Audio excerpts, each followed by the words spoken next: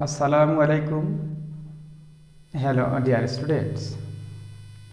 I'm Delwar Hussain, lecturer in English, going to present an English grammar class. You are welcome to the class. Today, I would like to discuss infinitive.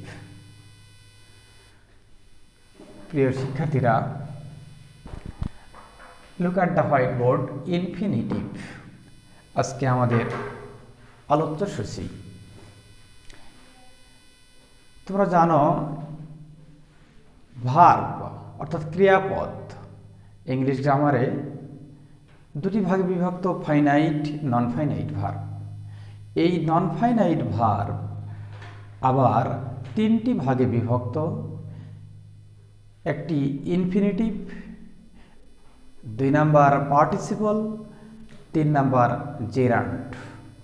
এই infinitive নিয়ে আজকে আমাদের উপস্থাপনা। Infinitive, first of all we should know infinitive. To সহ ভার্বের present ফর্মকে infinitive বলে, এটি তোমাদের ক্লিয়ার জানতে হবে। To plus V1 infinitive, to plus V1 that means ভার্বের প্রেজেন্ট ফর্ম।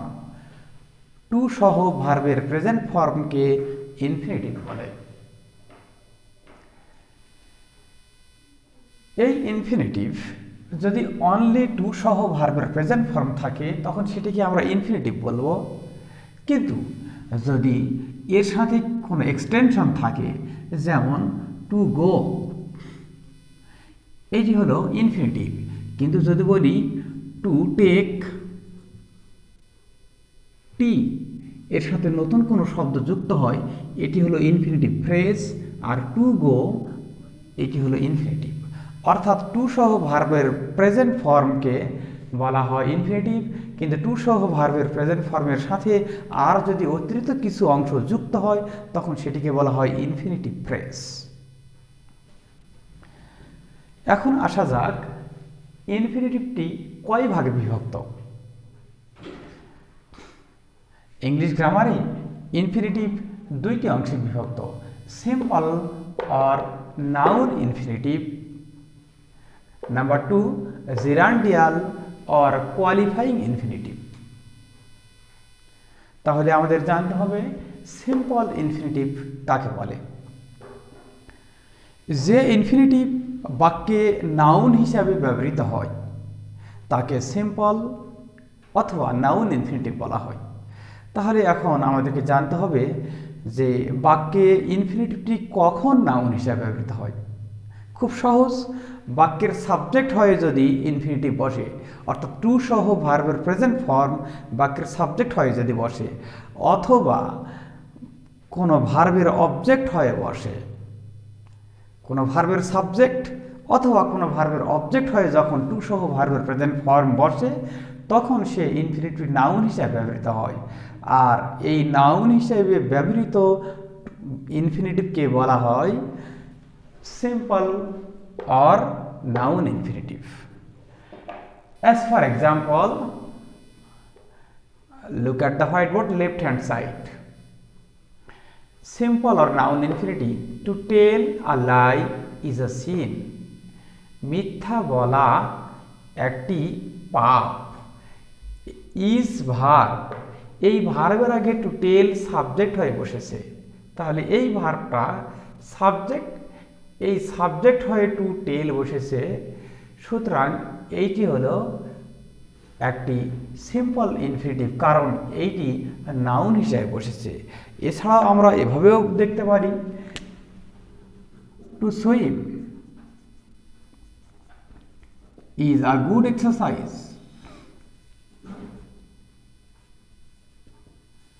সাঁতার কাটা একটি ভালো ব্যায়াম। কি ভালো ব্যায়াম? সাঁতার কাটা। তাহলে এই ভার্বটির সাবজেক্ট হলো টু সুইম। সুতরাং এই যে টু সুইম, এইটি সাবজেক্ট হয়ে বসেছে, অর্থাৎ নাউনের কাজ করেছে। আর নাউনের কাজ করবে যখন কোনো ইনফিনিটিভ, তখন তাকে বলবো সিম্পল ইনফিনিটিভ। আবার অবজেক্ট হয়ে যখন কাজ করবে তখন সেটিও নাউন, আর এই নাউন যখন ইনফিনিটিভ বসে নাউন বোঝায় তখন সেটিকেও আমরা সিম্পল ইনফিনিটিভ বলবো। যেমন হি লাইকস, সে পছন্দ করে। কি পছন্দ করে? টু কুক, রান্না করতে পছন্দ করে। কি বা কাকে দিয়ে প্রশ্ন করলে যে উত্তর পাওয়া যায় সেটিকে অবজেক্ট বলে। পছন্দ করে, কি পছন্দ করে? এই কাজটা। যে কাজটি পছন্দ করে সেটিতে আমরা ফর্মুলা হিসেবে পাচ্ছি টু সহ ভার্বের প্রেজেন্ট ফর্ম। তাহলে টু সহ ভার্বের প্রেজেন্ট ফর্ম যখন সাবজেক্ট অথবা অবজেক্ট হয়ে বসে তখন তারা নাউন, আর নাউন হিসেবে যখন বসে কোনো ইনফিনিটিভ তখন তার নাম হয় simple infinitive. Now come to the second topic, gerundial infinitive. gerundial infinitive কাকে বলা হয়? যে ইনফিনিটিভ অর্থাৎ ভার্বের প্রেজেন্ট ফর্মের আগে টু যুক্ত হয়। টু সহ ভার্বের প্রেজেন্ট ফর্ম যখন সাবজেক্ট বা অবজেক্ট হয়ে না বসে বরং কোনো নাউনের পরে অ্যাডজেক্টিভ হয়ে বসে অথবা কোনো ভার্ব এবং অ্যাডজেক্টিভের পরে অ্যাডভার্ব হয়ে বসে তখন এই টু সহ ভার্বের প্রেজেন্ট ফর্মগুলো এই ইনফিনিটিভটি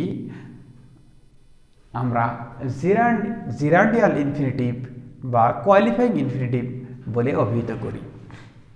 As for example, look at the whiteboard left hand side. Gerundial or qualifying infinitive, it is easy to say এই অ্যাডজেক্টিভের পরে এইটি অ্যাডজেক্টিভকে কোয়ালিফাই করেছে অ্যাডভার্ব হিসেবে। হি কেম, তিনি এসেছিলেন। কি করতে এসেছিলেন? To see me. এই ইনফিনিটিভ কেম ভার্বের পরে বসেছে, এখানে অ্যাডজেক্টিভের পরে বসেছে, এখানে কেম ভার্বের পরে বসেছে। এইখানে আই হ্যাভ আ টাস্ক, আমার একটা কাজ রয়েছে। টু ডু, আমাকে করার মতো একটা কাজ রয়েছে। তাহলে কখনো অ্যাডজেক্টিভের পরে, কখনো ভার্বের পরে, কখনো নাউনের পরে যে ইনফিনিটিভগুলো বসে নাউনকে, ভার্বকে বা অ্যাডজেক্টিভকে বিশেষিত করে তখন এই ইনফিনিটিভগুলো বিশেষিত করে, তাই কোয়ালিফাইং ইনফিনিটিভ বলে। এর আরেকটি নাম হলো জিরান্ডিয়াল ইনফিনিটিভ। তাহলে বিশেষভাবে লক্ষণীয় যে ইনফিনিটিভ সাবজেক্ট এবং অবজেক্ট হয়ে বসলে তার নাম সিম্পল ইনফিনিটিভ, কিন্তু সাবজেক্ট বা অবজেক্ট নয় বরং নাউনের পরে, ভার্বের পরে, অ্যাডজেক্টিভের পরে যখন বসে তার নাম হলো কোয়ালিফাইং ইনফিনিটিভ অথবা gerundial infinitive. I think you have understood clearly. তবে ইনফিনিটিভ শুধুমাত্র টু সহ ভার্বের প্রেজেন্ট ফর্ম হয় সীমাবদ্ধ নয়। ইনফিনিটিভে আরও অনেকগুলি রূপ রয়েছে। আমরা একে একে অ্যাটলিস্ট 6টি রূপ এখানে দেখব।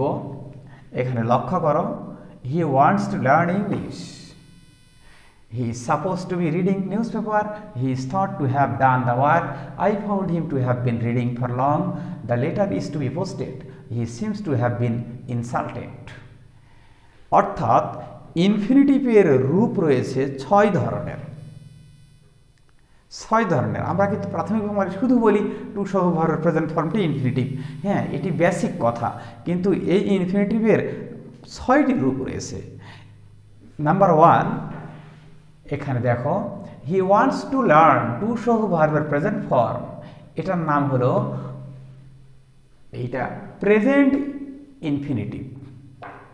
প্রেজেন্ট ইনফিনিটিভ এখানে টু সহ ভার্বের প্রেজেন্ট ফর্ম, সুতরাং প্রেজেন্ট ইনডিফিনিট ইনফিনিটিভ বলতে পারি বা বলতে পারি প্রেজেন্ট ইনফিনিটিভ। এরপরে দেখো, he supposed to be reading news paper, এটিকে বলা হয় কন্টিনিউয়াস ইনফিনিটিভ। কন্টিনিউয়াস ইনফিনিটিভ কেন? টু বি মিনস অ্যামিজার, এর সাথে আইএনজি, সুতরাং এটা হলো কন্টিনিউয়াস রূপ, প্রগ্রেসিভ রূপ, এই জন্য এর নাম হলো continuous infinitive. He is supposed to be reading news paper. প্রশ্ন হলো যে এটিতে আমরা হি ওয়ান্টস টু লার্ন ইংলিশ, তিনি চান শিখতে ইংরেজি, তিনি ইংরেজি শিখতে চান। কোনো কিছু করতে, চলতে, উঠতে, বসতে, ফিরতে, এরকম তে বিভক্তি বোঝানোর জন্য টু সহ ভার্বের প্রেজেন্ট ফর্ম হয়, এটি 1 নাম্বার। কিন্তু 2 নাম্বার কি অর্থ হবে? হি ইজ সাপোজড, তাকে মনে করা হয়, to be reading news paper, যে সে পত্রিকাটি পড়ছে। তার মানে এই বাক্যটি এটা বোঝাচ্ছে ইট ইজ সাপোজড দ্যাট এটা মনে করা হচ্ছে যে he is reading news paper, এটা মনে করা হচ্ছে যে সে পত্রিকা পড়ছে। এটির একটি রূপ হলো he is supposed to be reading news paper, এটাকে বলা হয় continuous infinitive.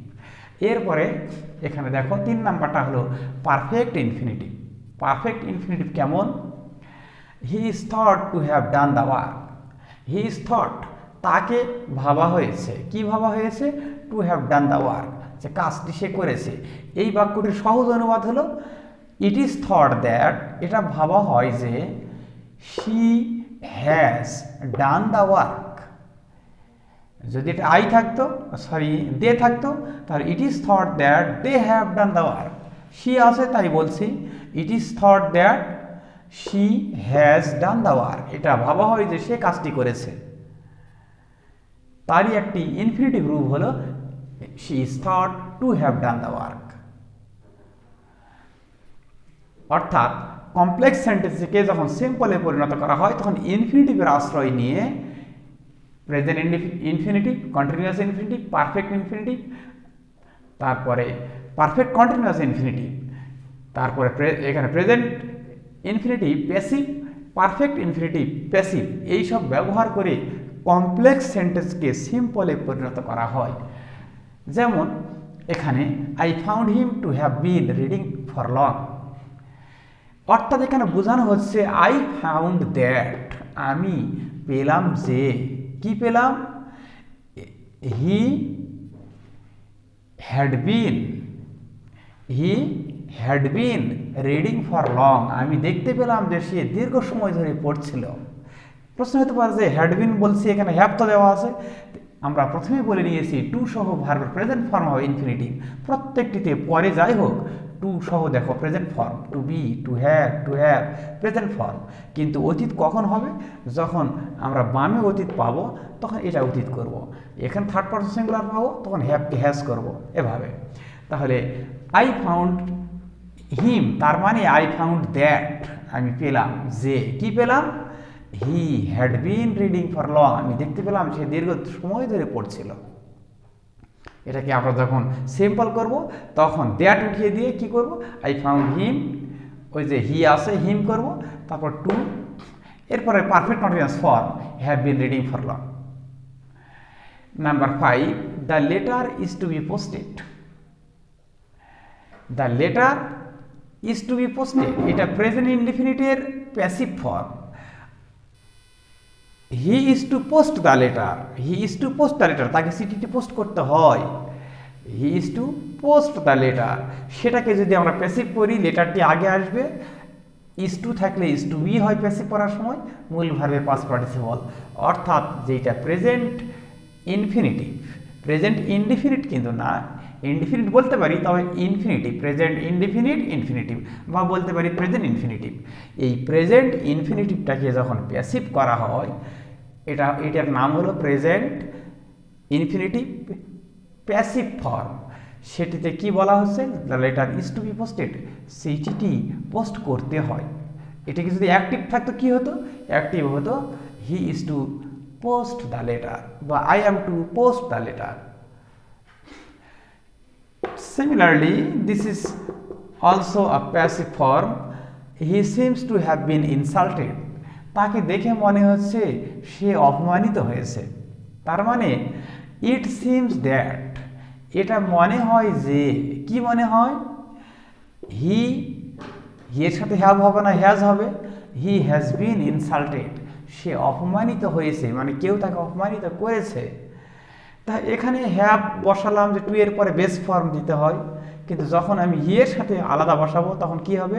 It seems that, এইটাই মনে হয় যে, কি মনে হয়? এই হিটা এখানে আসবে, হি হ্যাজ বিন ইনসাল্টেড, তার মানে সামওয়ান হ্যাজ ইনসাল্টেড হিম, ওইটি প্যাসিভ করলে হবে হি হ্যাজ বিন ইনসাল্টেড।